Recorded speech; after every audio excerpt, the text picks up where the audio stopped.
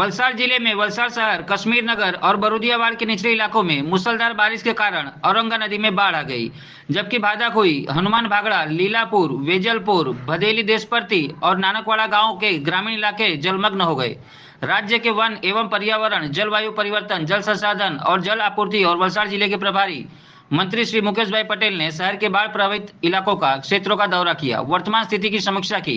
मंत्री ने निचले इलाकों में बाढ़ की स्थिति की जानकारी ली और प्रशासन के साफ सफाई एवं स्वास्थ्य कार्यों की जानकारी ली।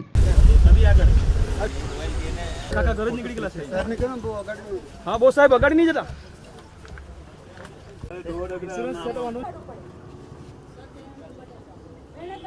समग्र गुजरातनी अंदर जे छेल्ला આપણે 5 દિવસથી વરસાદ વરસી રહ્યો છે એમાં પણ આપણે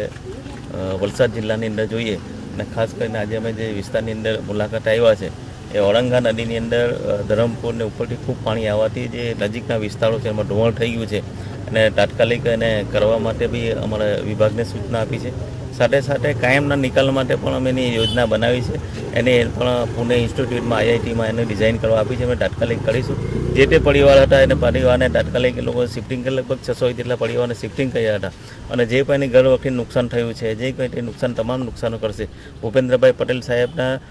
તમામને સૂચના આપી છે કે જ્યાં જ્યાં કંઈ નુકસાન થયું, રોડ રસ્તા તૂટી ગયા છે ત્યાં તાત્કાલિક બનાવીને એ રોડ રસ્તા રિપેરિંગ કરવા અમે પૂના IITમાં ડિઝાઇન કરવા આપી છે। જે કંઈ વલસાડ માટે औरंगा નદી માટે કરવું હશે અમે એમ કરીશું, કેમ કે જે રીતે અમે જોયું છે નદી પોતાનો વહેણ બદલી રહી છે